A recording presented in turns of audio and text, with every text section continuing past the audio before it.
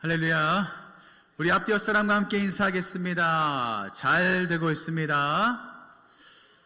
잘 될 줄 믿습니다. 우리 예배 가운데 나오신 모든 분들에게 우리 하나님의 놀라운 은혜와 평강이 충만하게 임하시기를 주님의 이름으로 간절히 축원합니다. 여러분들 70년대, 80년대 생 있으세요? 네, 있으시죠? 70년대, 60년, 70년, 80년대 이렇게 신앙생활 하면서 있어서 가장 많이 보았던 것이 무엇인 줄 아세요? 교회 가운데 60년, 70년, 80년 제가 이제 초등학교, 중학교, 고등학교 요때죠. 요때 교회에서 가장 많이 보았던 것이 뭐냐면 기적이라는 단어예요. 기적. 그 기적이라는 단어를 왜 많이 보았냐면 그 교회에 와서 기도하고 매달리며 병 고침 받은 사람들을 그 당시에는 너무나 많이 볼 수 있었거든요. 많은 사람들이 교회에 나와 부르짖고 매달리며 병 고침 받는 그 역사를 우리가 70년대, 80년대, 90년대 이렇게 많이 경험했던 것 같아요. 그런데 안타깝게도 2000년대를 넘어가면서 2000년, 2010년, 20년 넘어가면서부터 교회 가운데 그리고 세상 가운데 이 기적이라는 단어가 점점 사라져가고 있는 것 같습니다. 병고침을 받는 사람도 거의 드물고 교회 가운데 기도함으로 나음받았던 사람도 종종 있지만 거의 찾아볼 수가 없는 것 같아요. 그리고 교회에 다니는 사람뿐만 아니라 믿지 않는 모든 사람들도 병고침 받았다라고 이야기하면 믿질 않아요. 의심하죠. 야, 어떻게 기도해서 그게 나을 수가 있어? 야, 어떻게 기도했다고 그 암덩어리가 사라져? 에이, 거짓말 하지 마. 그리고 의학적으로 이게 가능한 거야? 불가능해. 라고 사람들이 이렇게 많이 이야기합니다. 예전에 교회 가운데 기적이라는 단어가 많이 생겼을 그때와 지금 무엇이 다를까요? 저는 이 한 단어가 아닐까라는 생각을 해보게 됩니다. 무슨 단어냐면 믿음이에요. 믿음. 믿음이라는 단어가 예전에는 많이 사용되었고 간절하게 사용되었다면 요즘은 믿음이라는 단어가 그렇게 많이 간절함을 가지고 사용되고 있지는 않은 것 같아요. 예전에는 의심 없이 믿었던 그 말씀이 요즘엔 어때요? 다 과학적으로 근거를 찾으려고 하죠. 그러면서 믿지 않고 의심을 합니다. 그리고 이성적으로 설명을 하면서 절대로 그것을 받아들이려고 하지 않는 것이 요즘 세상의 사람들의 모습이죠. 여러분들 하나님은 영이시고 하나님은 초자연적이신 분이심을 믿으세요? 여기서도 아멘이 안 나오잖아요. 하나님은 영이심을 믿으십니까? 하나님은 이 세상을 창조하시고 여러분들을 이 땅 가운데 보내주신 분이라는 것을 믿으세요? 이 믿음이 여러분들 가운데 생겨야 된다라는 거죠. 하나님께서는 영이시고 초자연적인 분이시기 때문에 과학적으로 판단하기는 너무나 어렵죠. 인간의 지식으로 어떻게 하나님을 판단하고 하나님을 우리가 생각할 수가 있겠어요? 그렇기에 하나님의 그 말씀을 이해하는 데 있어서 우리에게 가장 필요한 것이 무엇이냐라면 바로 믿음이다라는 거죠. 그 어떤 것도 의심하지 않고 있는 그대로 믿을 수 있는 그 믿음. 우리 하나님께서 1.1핵도 어긋남 없이 말씀으로 하나님의 그 영감으로 지으신 그 말씀 내가 믿습니다라는 그 믿음 우리 가운데 있어야 된다라는 겁니다. 그 믿음을 통해서 기적은 시작된다라는 것을 여러분들 기억하시기를 바랍니다. 오늘 우리가 읽은 그 말씀에도 이 하나님의 기적의 시작과 끝이 되는 장면이 나오고 있거든요. 바로 혈류증 앓고 있는 여인에 대한 이야기입니다. 이 당시의 장면을 한번 살펴보면 예수님께서 가라사 지역에서 군대 귀신 걸린 사람을 고치시죠. 그 후에 배를 타고 다시 맞은편으로 건너가십니다. 맞은편으로 건너갔더니 수많은 사람들이 예수님을 기다리고 있는 거예요. 왜요?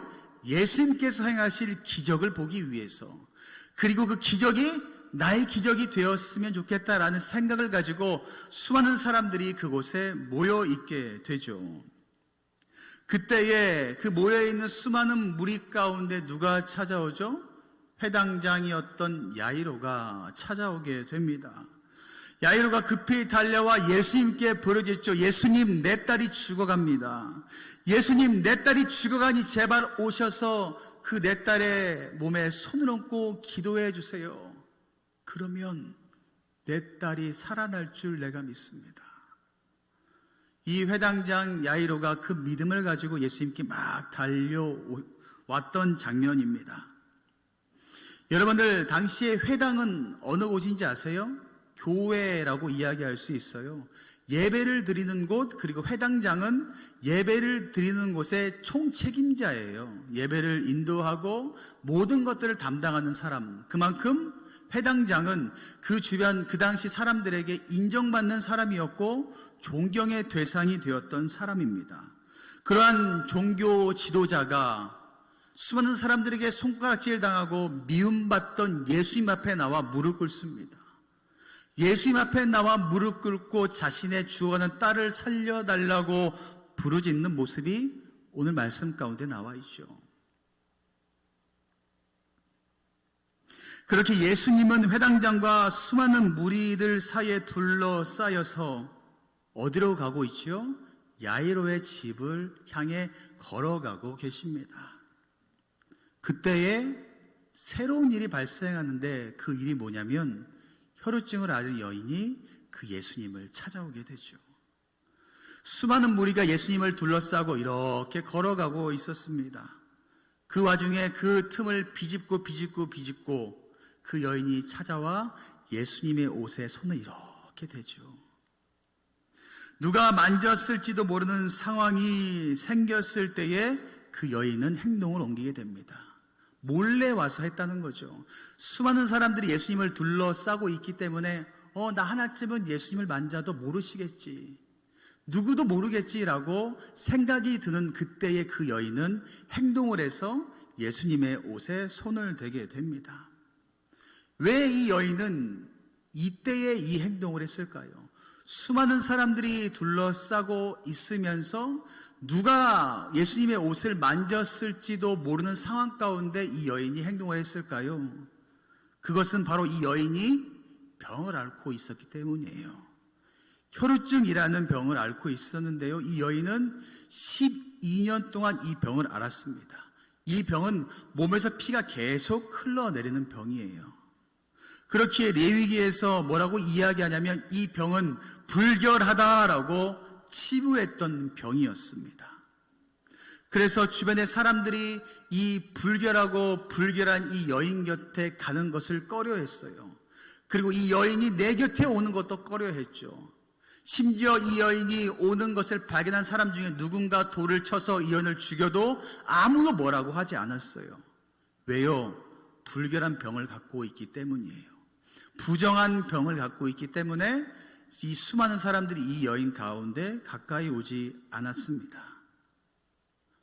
그렇게 그 여인은 근중 가운데 목숨을 걸고 찾아오게 되는 것이죠. 그녀의 상황이 어떻는지 아세요? 이 병을 고치기 위해서 12년 동안 수많은 의사를 찾아다녔다고 이야기해요. 수많은 의사를 찾아가고 수많은 돈을 들이고 자신의 모든 재산을 다 통틀어 고치려고 노력했지만 결과는 뭐예요? 병이 심히 더 악화되었다라고 말하고 있습니다. 이 혈우증의 여인의 모습이 우리의 모습과 같지 않으세요? 죄 앞에 서 있는 우리의 모습 같지 않으시냐는 겁니다. 죄 앞에 서 있는 우리, 이 죄를 없애기 위하여 세상의 방법으로 노력했지만 어때요? 죄를 안 지으세요, 여러분? 죄 가운데 떠나 사세요? 오히려 어때요? 죄의 더 깊은 자리에 앉아있는 나를 발견할 때 있지 않겠습니까? 이 여인도 이 병을 고치기 위해서 세상의 방법을 열심히 찾았지만 병은 더 악화되었어요. 우리도 우리의 죄를 해결하기 위해서 세상의 방법을 찾아보세요. 한번 여러분들 세상의 방법으로 여러분들의 죄를 해결할 수는 없어요. 오히려 더 죄가 가중된다라는 것을 여러분들 오늘 말씀에서 하시는 것을 꼭 기억하세요. 그렇게 세상에 아무 방법도 없던 여인에겐 희소식이 들려지게 됩니다. 그 소식이 무엇이라고 표현합니까? 바로 복음이라고 이야기합니다. 복음. 그 복음의 소식이 그 여인에게 들렸는데 이 복음의 소식이 이 여인에게는 터닝 포인트가 되는 것이었어요. 인생의 전환점, 그 전환점은 세상에 있는 것이 아니라 바로 예수님에게, 복음에게 있다라는 것을 여러분들 믿으시기를 바랍니다. 예수님에 대한 좋은 소식, 그 복음의 소식이 28절에 나와 있는데요. 28절에 뭐라고 이야기합니까? 내가 그의 옷만 만져도 구원을 받을 것이다 하고 생각하고 이야기하고 있죠. 이 여인은 이 믿음이 생기게 되는 것이었습니다. 왜 이 여인에게 이 믿음이 생겼냐면 이 여인은 소문을 들었어요. 자기와 같은 심각한 병에 걸린 사람이 예수님을 만나고 예수님께서 손을 얹어주셔서 치료받고 나았다는 그 소식을 접하게 됩니다. 그 복음의 소식을 접하게 되죠. 그래서 그 예수님의 복음이 그녀에게 믿음의 발로 달려오게 만들게 되었던 것이었습니다. 그 복음의 소식을 듣게 되고 그 복음의 소식이 이 여인에게 가만히 있는 것이 아니라 발을 움직여 나올 수 있도록 했다라는 거죠. 여러분들 주변 가운데 믿지 않는 사람들 있으세요? 그리고 전도하고 싶은 사람들 있으세요? 여러분들 가족 가운데 하나님을 믿게 하고 싶은 분들이 있으세요? 그러면 무엇을 하면 돼요? 복음을 전하세요. 예수 그리스도의 그 복음을 전해보세요. 그러면 그 복음이 그 사람에게 온전히 임하게 되면 어떻게 한다고요? 그 믿음의 발을 움직이게 하여 주셔서 스스로 나올 수 있도록 인도해 주신다라고 말씀하고 있습니다. 여러분들 복음 전하는 데 있어서 망설이지 마시고 한번 전해 보세요. 그럼 하나님께서 온전히 일하여 주실 줄 믿습니다. 그리고 예수님의 그 복음이 그녀에게 또 어떤 행동을 하게 해요? 믿음의 손을 만들게 하여 주셔서 그 옷깃을 손을 통하여 만지게 해요. 그리고 씨 뿌리는 자의 비유로 비추어서 이 여인은 어때요? 말씀을 듣고 믿음으로 행하여 믿음의 열매를 맺는 좋은 밭이라고 할 수 있는 것처럼 그 여인에게는 그 믿음의 그 말씀을 받을 수 있는 마음이 준비되어 있었다라는 것이죠. 야, 내가 저 예수님만 만나면, 예수님의 옷깃만 되면 내가 나을 수 있겠구나라는 그 믿음을 가지고 행동으로 옮겼다라는 겁니다. 현대인의 의학으로 보면, 현대인의 생각으로 보면 이것은 어때요? 미신 것 같죠?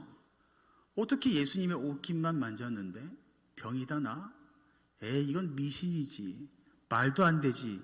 어떻게 이게 이루어져? 라는 생각이 들 수도 있죠. 그러나 이 당시에 이 예수님께서 계셨던 이 당시를 살펴보면 수많은 우상과 우상에게 절하고 믿는 신앙이 바탕이 되었던 이 당시에는 이것이 당연한 것이었어요. 왜요? 세상에는 방법이 없었거든요. 이 여인이 12년 동안 돌아다니면서 고치려고 했지만 방법이 없잖아요. 세상에 방법이 없으니 이 당시에는 누군가에게 매달리고 기도하고 비는 것이 당연한 것이었어요. 그래서 이 여인은 그 믿음과 같은 모습을 가지고 예수님께 나와 비는 행동을 자연스럽게 했다라는 것이죠. 이 여인과 같은 그 믿음의 모습이 저는 7, 80년대에 우리 할머니 세대에 있지 않았나라는 생각을 해보게 돼요. 왜요? 70년대, 80년대는 세상에는 방법이 없었어요. 암을 고칠 수 있는 방법도 없었고요. 아픈 것을 고칠 수 있는 의학적 지식도 별로 없었어요. 그렇기에 이 할머니들은 무엇을 했어요? 복음을 들었어요.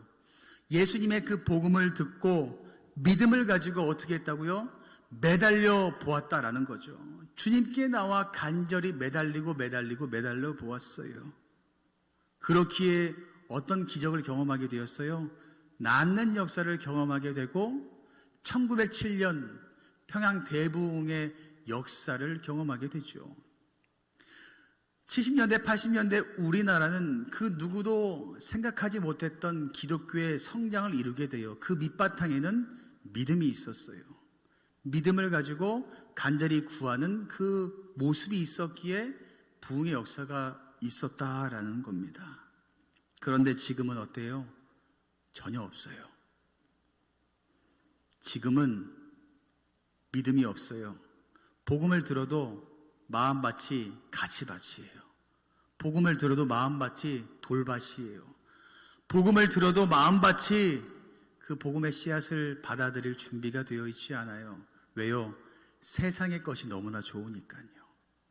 내 교회에 와서 부르짖지 않아도 병원 잘 가면 돼. 좋은 의사 만나면 돼. 뭐 기도하지 않아도 충분히 내가 할 수 있어 라고 세상에서 방법을 찾는 사람들이 세상 사람들뿐만 아니라 믿는 사람들까지도 그렇게 하거든요. 이 혈주가 같은 여인의 환경에 처해 있는 우리들에게 바로 우리 주님께서 말씀하고 있어요. 복음을 여러분들에게 우리 주님께서는 말씀하고 있어요. 야, 세상에 눈을 돌리지 말고 세상의 것을 좀 바라보지 말고 의심하지 말고 이 복음을 제발 좀 믿어라. 제발 마음밭에 좀 새겨라 라고 우리 주님께서는 말씀하고 있어요. 이 말씀을 들은 여러분 과연 어떻게 하시겠어요? 어떠한 모습이 여러분들에게 필요할까요? 다시 본문으로 돌아가면 여인은 믿음의 행동으로 어떻게 했다고요? 옷깃을 만지게 됩니다. 그리고 그 만짐을 통하여서 변화를 경험하게 되죠. 그 변화가 29절에 이렇게 이야기하고 있어요. 이에 그의 혈루 근원이 곧 마름에 병이 나은 줄을 몸에 깨달으니라 라고 이야기하고 있습니다. 이 여인은 바로 알았어요. 내가 나았구나 라는 것을 바로 알았습니다. 왜냐하면 아마도 그때 극심한 통증을 가지고 살았을 거예요. 온몸에서 피가 매일매일 쏟아져 나오는데 통증이 왜 없겠습니까? 그런데 옷깃을 만짐과 동시에 그 통증이 사라졌어요. 그러니 여인은 알게 되었겠죠. 내가 이 옷깃을 만져서 예수님의 옷깃만 만져도 나을 수 있는 믿음대로 행했더니 정말 나았구나라는 것을 그때 이 여인은 알게 되었습니다. 그와 동시에 바로 예수님도 아셨죠. 자신에게서 능력이 나간 것을 알고 계셨습니다. 그리고 그녀가 믿음의 손으로 만졌을 때에 치유의 능력이 병을 치료함을 이 말씀 가운데 우리에게 보여주고 있습니다. 예수님은 이러한 사실을 알리기 위해서 수많은 사람들이 예수님을 지금 둘러싸고 있잖아요. 그 사람들에게 이 사실을 알리기 위해서 예수님께서 질문하십니다.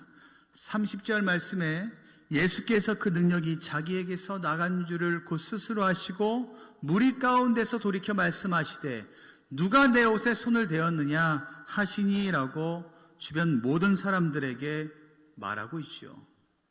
그때 주변 사람들의 반응이 어때요? 어리둥절하죠. 예수님 이렇게 많은 사람들이 둘러싸는데 누가 만졌겠어요? 밀다가 다 만졌겠죠. 밀다가 지나가다가 다 만졌겠죠. 라고 사람들은 대답합니다. 그러나 예수님과 누구만 알고 있어요? 혈루증을 나음받은 이 여인 딱 둘만 알고 있어요. 나음받은 사람과 고쳐준 사람 딱 둘만 이 수많은 사람들 가운데서 딱 알고 있습니다. 그리고 그 여인이 나와서 이야기하죠. 모든 이야기를 하죠. 왜요? 두려움을 떨면서 이야기하는데 이 여인은 혈루증 걸린 내가 옷깃을 만진 것으로 인하여서 혹여나 죽임당하는 것은 아닌가? 나를 사람들이 돌로 쳐 죽이는 것은 아닌가? 라고 두려움을 가지고 떨며 대답을 하죠. 그때 예수님은 정반대의 대답을 하세요. 이 여인은 죽음의 공포 때문에 두려움에 떨며 이야기했지만 예수님은 죽음의 대답이 아니라 살리는 대답으로, 생명의 대답으로 이 여인에게 다가가십니다. 34절에 예수께서 이르시되 딸아 내 믿음이 너를 구원하였으니 평안히 가라. 내 병에서 놓여 건강할지어다 라고 예수님께서 말씀하세요. 딸아, 사랑하는 내 딸아 라고 친근하게 불러주시면서 사람들 앞에서, 수많은 사람들 앞에서 자신을 왕따 만들고 배척했던 사람들 앞에서 선포하십니다. 12년 동안 사회와 단절되었던 그 여인 앞에서 말씀하십니다. 딸아, 내 병이 다 나았다 라고 수많은 사람들에게 공포하시죠. 왜 이렇게 하셨을까요? 이 여인의 마음의 병까지 치료해 주시기를 원하셨어요. 얼마나 많은 사람들에게 손가락질 당했었겠어요. 얼마나 많은 사람들에게 비난을 받았겠어요. 이 여인의 육체뿐만 아니라 마음의 병까지도 치료하시고자 하는 예수님께서 수많은 사람들에게 보는 앞에서 말씀하신 거예요. 이 여인은 이제 죽는 것이 아니라 다시 살아났다라고 명확하게 말씀하시는 것이죠. 사랑하는 우암의 모든 청년 여러분, 분명한 것은 혈우증 여인처럼 가지고 있는 병이 다들 있는 줄 믿습니다. 육체적인 병일 수도 있지만 다 가지고 있는 병이 무슨 병인 줄 아세요? 마음 가운데 죄의 병들을 다 가지고 있어요. 죄의 병을 가지고 세상의 방법으로 고치려고 했지만 고치지 못하고 더 죄악된 가운데 서 있을 때 여러분들에게 들리는 그 소리, 복음의 소식을 접하고 있는 여러분들, 과연 어떤 행동을 하고 계십니까? 복음의 소리에 실천적인 믿음으로 행동하며 반응하고 계세요? 믿음의 발로 예수님께 나오고 믿음의 손으로 예수님을 만지고 믿음의 입으로 주님이 하셨습니다 라고 고백하고 계십니까? 과연 여러분들은 혈우증 여인이신가요? 아니면 구원의 근원이신 예수님을 곁에 두고도 모르는 사람들처럼 애워싸고 있는 무리 중에 한 명이신가요? 저는 여러분들이 애워싸고 있는, 겉돌고 있는 신앙인들이 되지 않았으면 좋겠어요. 겉돌면서 분명히 그 중심에 예수님이 있음에도 불구하고 예수님께 다가가지 않고 주변에 이렇게 겉돌다 끝나는 신앙이 아니라, 겉돌다가도 저분이 예수님이구나, 예수님께 가까이 가면 내가 살 수 있구나라는 생각이 든다면 혈우증 여인과 같이 행동하는 여러분들이 되었으면 좋겠어요. 그 앞에 나가 주님 나를 좀 만나주세요. 주님 나의 삶을 좀 변화시켜 주세요. 내가 주님께서 손만 얹어주시면 나을 줄 믿습니다 라고 고백할 수 있는, 그 행동할 수 있는 여러분들이 되기를 간절히 소망합니다. 그리스도인들은 어떤 사람인 줄 아세요? 복음을 듣고 행동하는 사람이에요. 여러분들 그리스도인이세요? 진짜 그리스도인들이 되었으면 좋겠어요. 듣고 바라보고 구경만 하는 것이 아니라 들었다면, 보았다면 행동할 수 있는 여러분들이 되시기를 간절히 바랍니다. 그렇게 복음을 통한 그 믿음을 가지고 행동했다면 우리 주님께서 물으실 거예요. 누가 내 옷에 손을 대었느냐? 분명 물으실 거예요. 여러분들이 복음을 듣고 믿음으로 행동했다면 물으실 거예요. 야, 누가 내 옷에 손을 대었어? 그때 두려워 마시고 고백하세요. 주님, 제가 그랬어요. 주님, 제가 만졌어요. 주님, 내가 주님의 옷에 손을 대었어요. 주님, 제가 그랬습니다 라고 당당히 이야기하신다면 우리 주님께서 이렇게 말씀하실 거예요. 딸아, 내 믿음이 너를 구원하였다. 사랑하는 내 아들아, 내 믿음이 너를 구원하였다라는 그 음성을 여러분들에게 들려주실 줄 믿습니다. 오늘도 주변인 신앙 되지 마시고 그 무리를 뚫고 나온 여인처럼 여러분들 나오시기를 간절히 바랍니다. 그 나오는 사람에게 주시는 그 구원의 축복을 날마다 삶 가운데 한번 누려보지 않으실래요? 한 주간도 한번 죄 가운데 놓여 있는 것이 아니라 일어나기 위해서 한번 씨름해 보지 않으실래요? 우리 주님께서 여러분들을 부르고 계세요. 누가 내 옷에 손을 대었느냐? 이 음성을 오늘 이 시간 듣는 저와 여러분들 되시기를 간절히 축원합니다.